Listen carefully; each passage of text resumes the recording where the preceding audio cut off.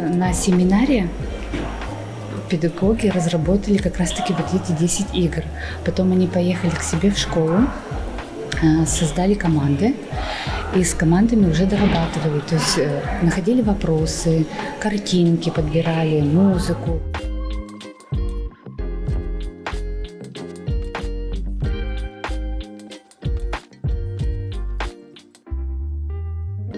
Я написал полностью весь код, то есть у работников Дома дружбы народов была задумка, а я ее реализовал. «Приключения дружелюбика» — это игра в формате викторины на время, отвечает на вопросы, связанные с народами, с нациями, с религией, то есть особенностями различных наций. Да.